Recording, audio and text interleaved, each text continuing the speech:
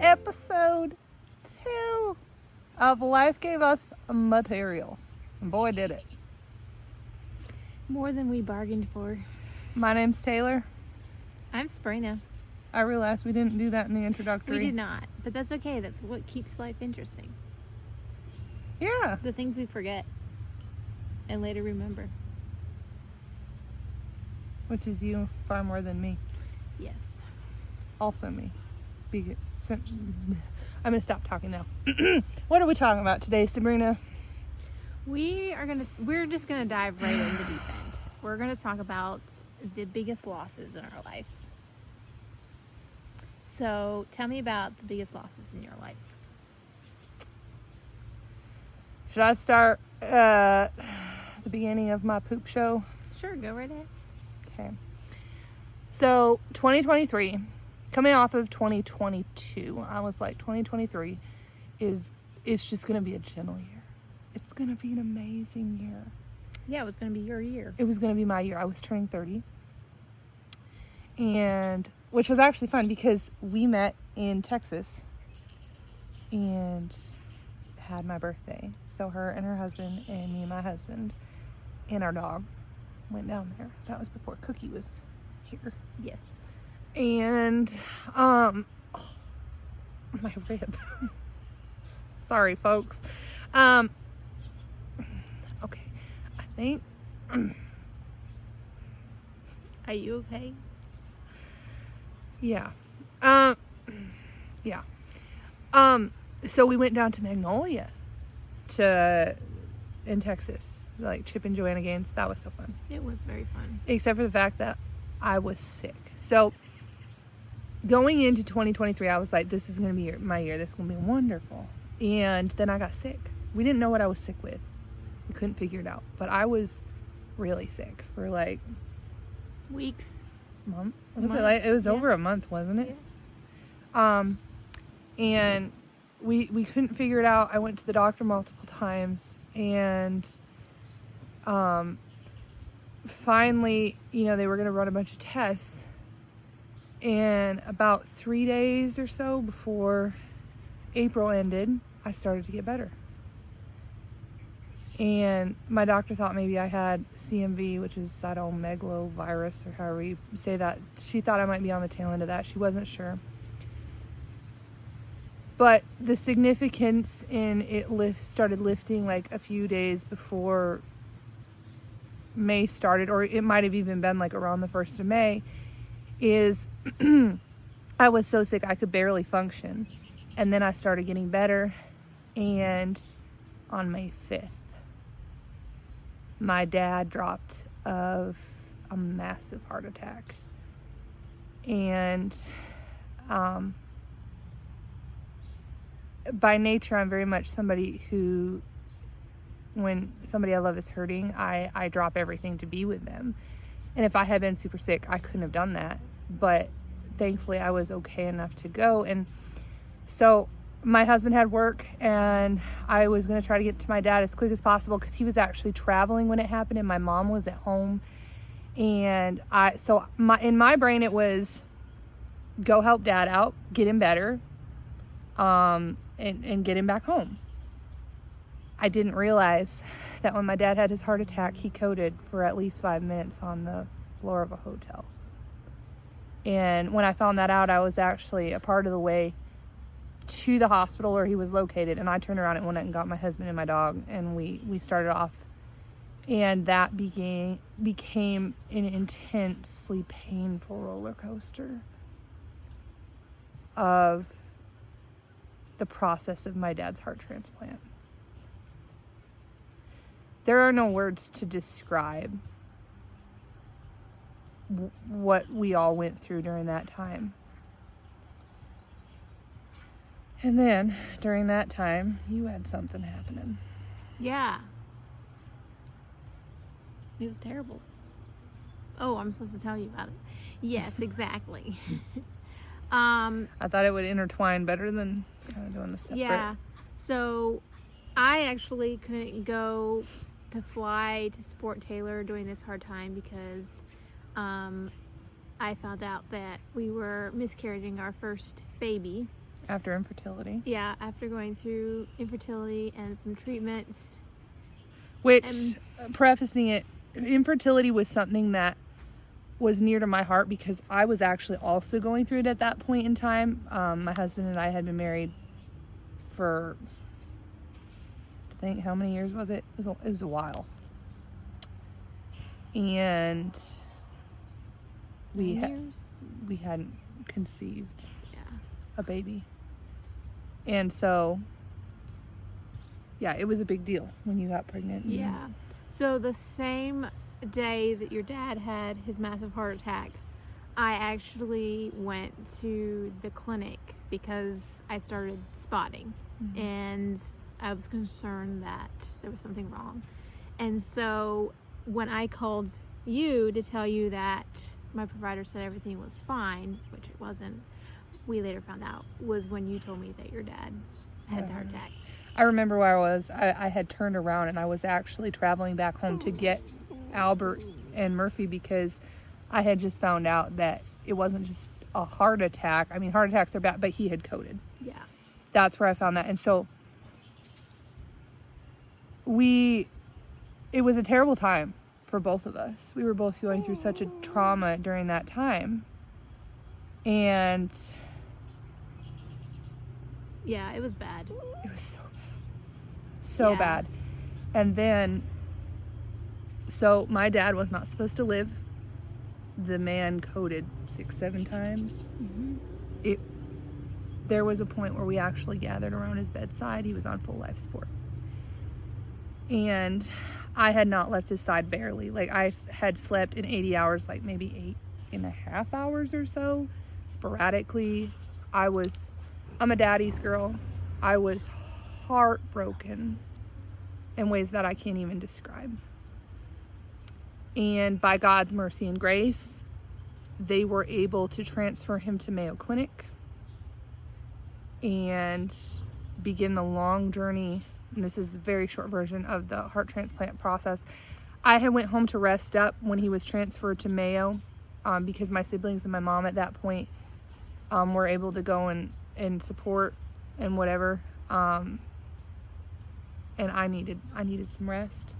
And it was on the drive to Rochester. I still remember where I was. I was entering the city limits of Rochester, and I got the call from you.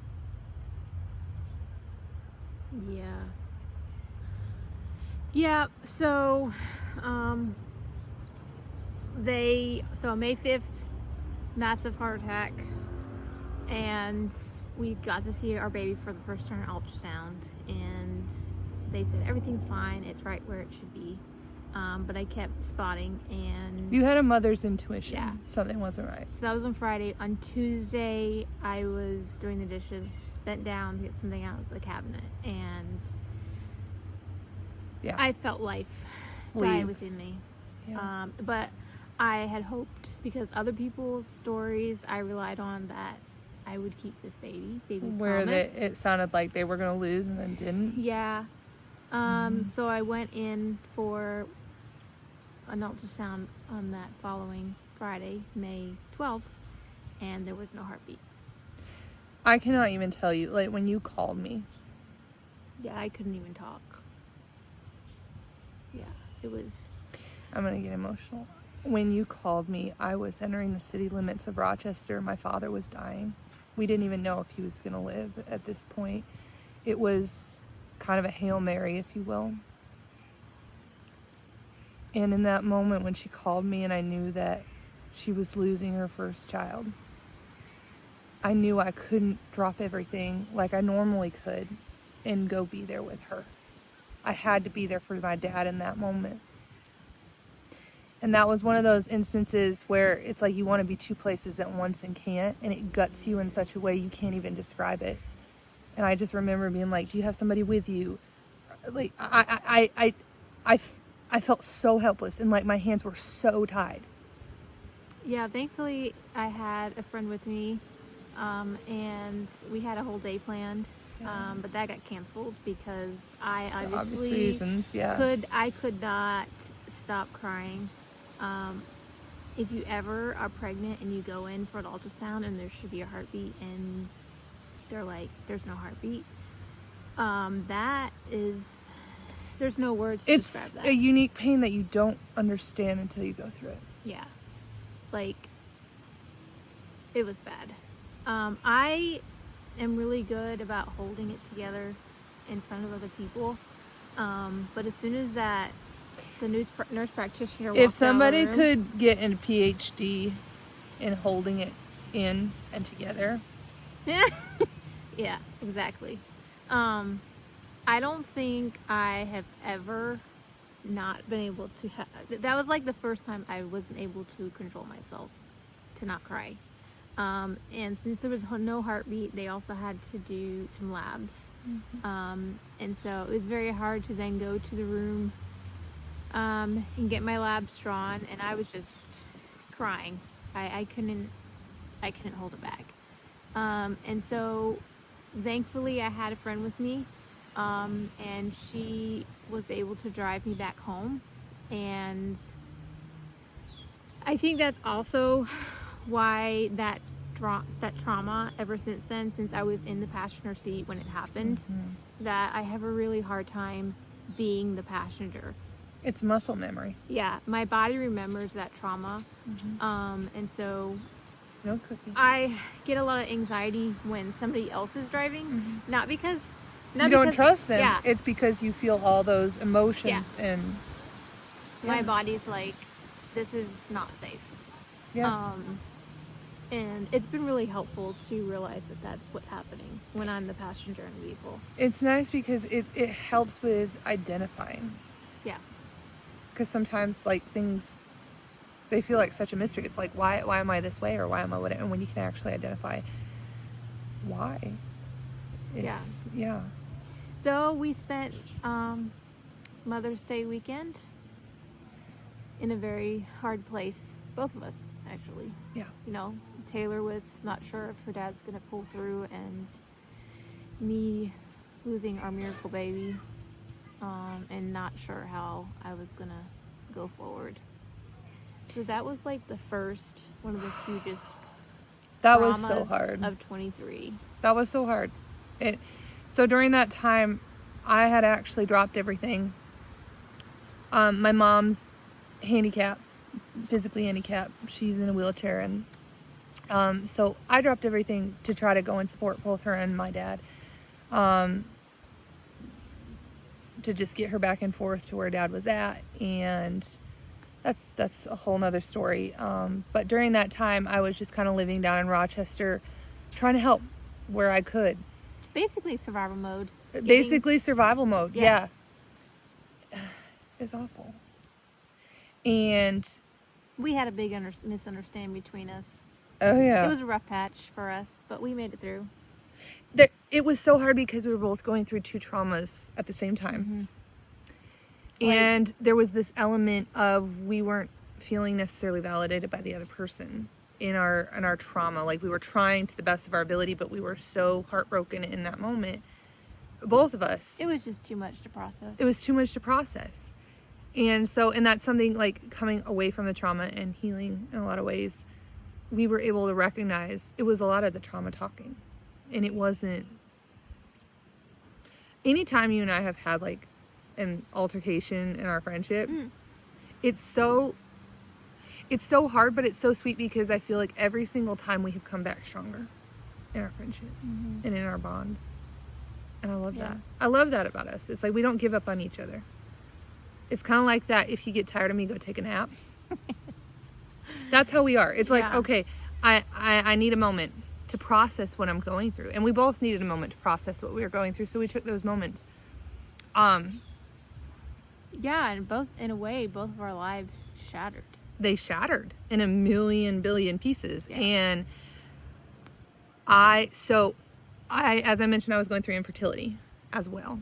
And I remember this was post-transplant for my dad. It was kind of towards the end of summer because his thing happened in May. So I was there pretty much all summer. He got his heart transplant June 5th, right? He did. Yeah. Or was it June 7th? Somewhere around there. It was around the 1 month mark. I thought it was June 5th. Maybe. I just saw his video. Okay. I thought it was June 5th. Anyways, it happened. It happened so quick. If y'all don't believe there's a God,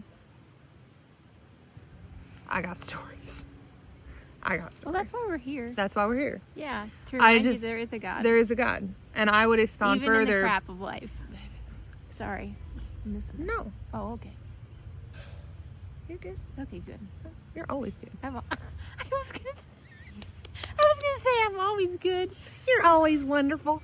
So I remember when we were at the transplant house, and I remember sitting on the back patio, mourning my infertility, and just kind of sitting in the quiet.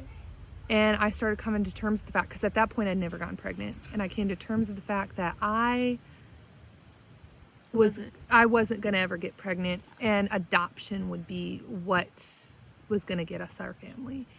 And I came to peace with that.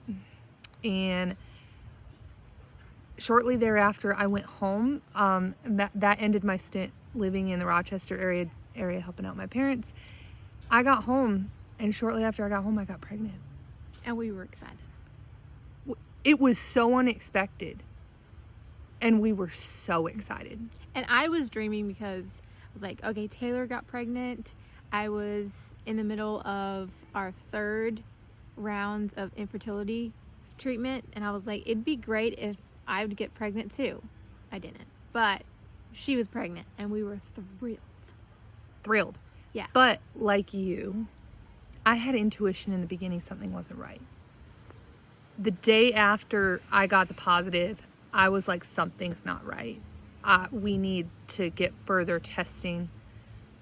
So we started further testing, which began a very long process of so much testing, which ended very sadly in loss. Yeah. They thought I had an ectopic pregnancy. They couldn't locate the pregnancy. I was pretty early along. They couldn't locate it, and my numbers were playing really funky, and it reached a point where we had to intervene. There are no words to describe what that's like, being a mom and having to do something like that. So yeah, that there's no words from being pregnant to then not being pregnant. Yeah. But then in your head, you're still pregnant. We were talking about it today, how it's like, so both of us have been through immense loss. So between us, how many kids do we have in heaven? At least 4. At least 4. I have 3. I have 1. We think I went through possibly another loss earlier this year. Yeah. So Yeah. I did, so after Shiloh, which Shiloh, name? that is what we named our sweet baby, was Shiloh, which means peace or tranquility, which is really cool because you have Promise, promise, is the first patience, mercy, Yeah. and I have peace, promise, patience, mercy. Yeah. So not everyone chooses to name their babies, especially if it's early loss. Some women don't feel that attachment, whereas we did. We already had the futures planned for our babies. And so when I was losing Promise, me and my husband were talking, and I was like, we should name this baby. Mm-hmm. And I was like, let's name it Promise. As like, we're relying on God's promises to carry us through and to give us another baby. To holding on to God's promises. So, and since fertility treatment was really hard, that loss was really hard, we decided to just take a break for a while, and I focus, on getting in a better place mentally, emotionally, spiritually, physically, and so that's what I did. You were kicking. It was hardcore. But girl.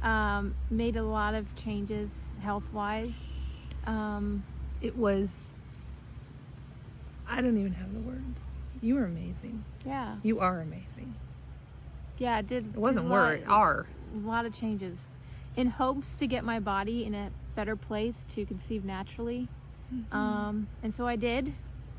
In December of 24, we found out Christmas Eve that we were pregnant again. We were so excited. Brought in the new year pregnant, happy. But it's really sad because with Promise, I was due January 3rd or 4th. And with the second one, I found out I was losing it on January 6th of 2025. And there was kind of a back and forth whether or not it was going to be viable or not. And there was confirmation that it was not viable. And so we lost baby Patience. And I named that baby Patience because to remind myself that God's timing is perfect and patience is needed to see God's plan fulfilled. Mm-hmm. And that was in the beginning of 2025. And then there's now. Yeah, but what you had another loss in 25. Oh, yeah. So, Well, there was multiple losses in 25, but we're just gonna get not into all of them because 25 was hard. you'll be feeling so bad if you knew. And if you Yeah. don't feel bad, you ought to. Yeah, I titled 2025 my year, the year of loss. It was. Yeah, for it was- both of us. It was like 8 losses. There was so different much types. loss and grief in 2025. We reached the end of that and we were like, okay. Yeah. No Yeah. words. We literally didn't have word. We were trying to come up with a word for it. We were struggling to come up with, or were we? No, we were just like restoration, rest, relief. We wanted all the R's because we were exhausted. It was so hard. So 2025.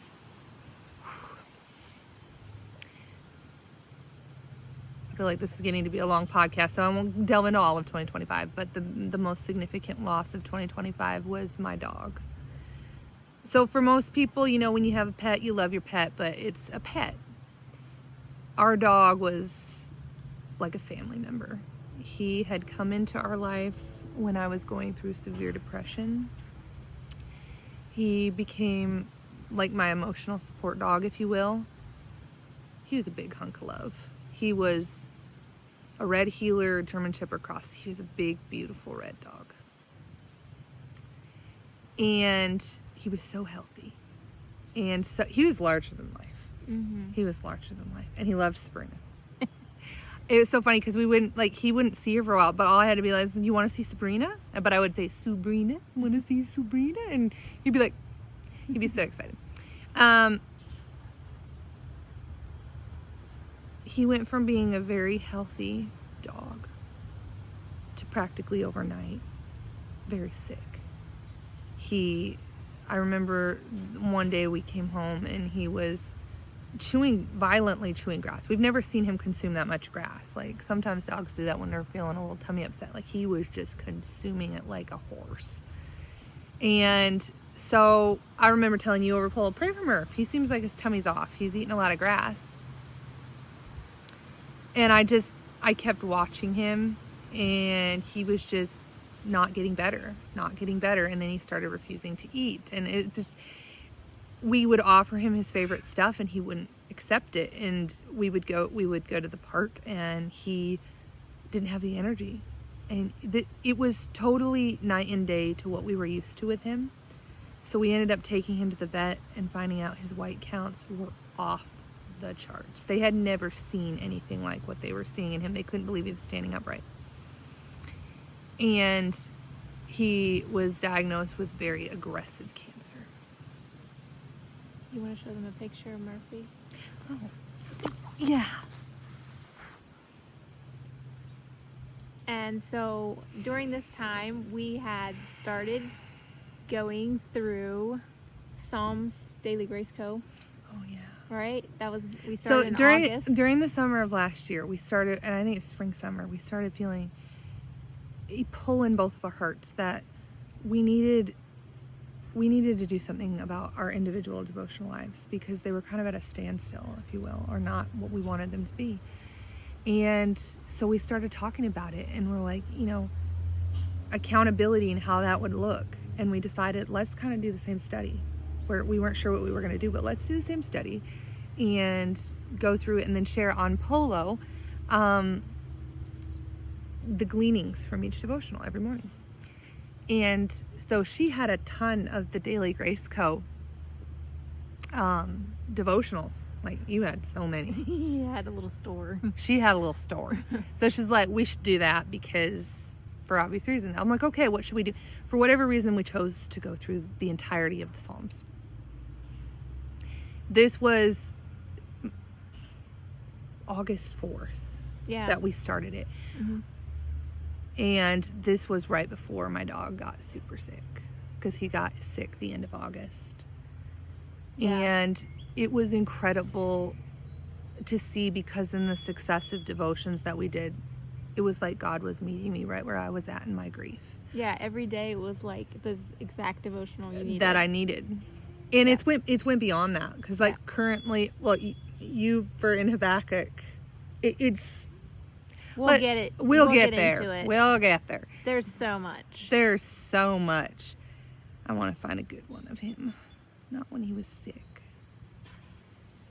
But he was diagnosed with very aggressive cancer, and we faced a very difficult decision. And we realized that in that very difficult decision, that the kindest thing we could do would be the hardest thing, which is to put him down. I didn't know how I was going to do that. I remember looking at him and being like, how can I put down this soul that has been with me for so long? You had him for what, 9 years? And that was an element. It didn't feel fair, because he was so strong, so healthy. We used to joke that he was going to get to be 30 years old because he was so robustly healthy and larger than life itself. And to know that it was over. There are no words.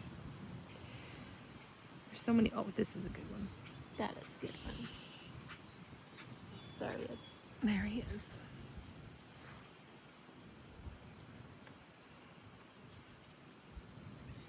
Wow. And I remember praying,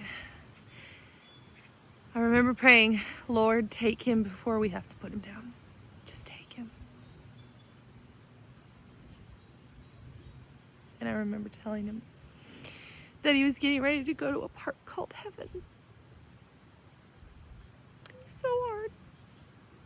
And he would kind of twist his head and look at me, and he was so sick. And we both knew that we needed to put him down, but I made the appointment and we took him in. And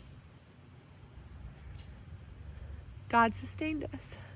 And I'm grateful because it was quick. He was so sick that they didn't even get all of the medication in him, and he was gone.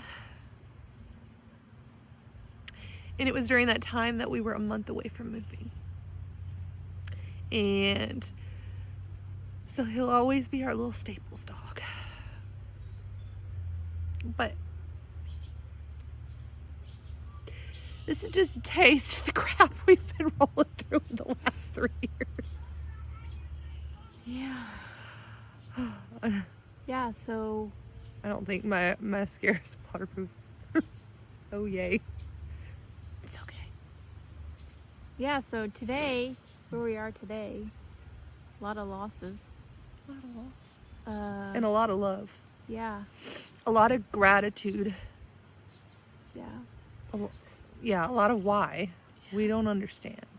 So we'll probably get into more of 2026 in another episode, because it's just so much to unpack. It's so hard because when you start unpacking the memories, it's like it's intertwined. Yeah. And so it's like, how do I do this?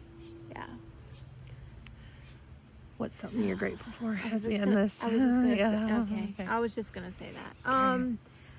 I am thankful for how God has shown up in our hardest of times. Like how he has personally shown up to say, That's what I I was going to see say. you. That's exactly what I was going to say. I hear you. Even when our prayers aren't answered how we're asking.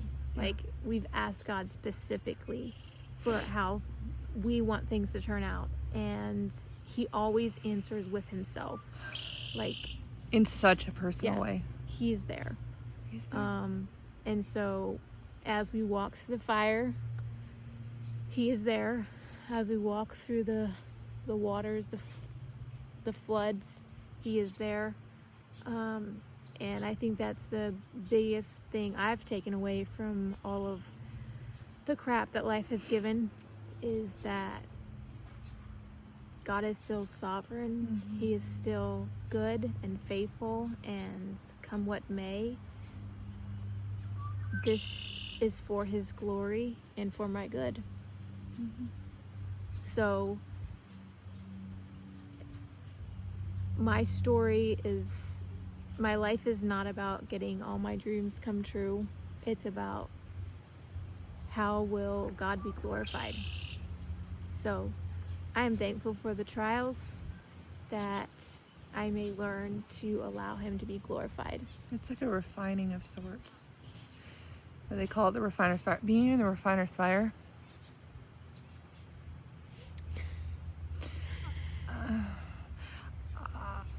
It's good for you. You'll survive. God is good. He's faithful and true. I don't like refinement.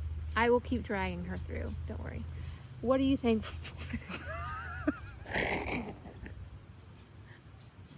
Well, I'm not going to say what I'm thankful. Well, yes, I am. I'm thankful for Walgreens. Yeah. Because I'm currently going through a little something that I won't get into. But Walgreens. Is that what you're thankful for? That's one of the things. Okay. Do you have anything else you want to share? I was coping just now with humor. Oh, good. Yeah, we did that. That was the most sarcastic. Oh, good. What am I? I have so much I'm thankful for. That's the thing. It's like sometimes it's like, and when I'm doing that, it's because there's so much. Yeah. I have to choose, and that's straight honesty. I'm thankful for this beautiful space to record these podcasts.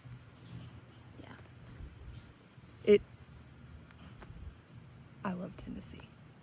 Yeah. I love Tennessee.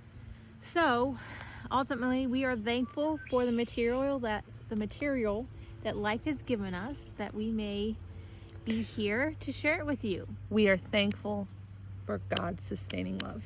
Yes. Because even in the trials, he is good. Which I'm going to share a quote at the end of this. Something that I have clung on to when life is just overwhelmingly hitting the fan, is sometimes God allows what he hates to accomplish what he loves. And I have found that to be so true.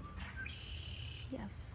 So join us next time for our next episode, and let us know in the comments. Maybe next episode will be a little lighter hearted. Yeah, we would love to hear from you. We would love to hear. What kind of content would you like to hear? What is there anything that y'all are curious about? I'm pretty sure it's not going to be about me. Just put it in the comments. We'll check it out. We'll check it out, and then I'll share what you don't want to hear, and she won't share what you want to hear. Something like that. Okay. Bye. Until next time.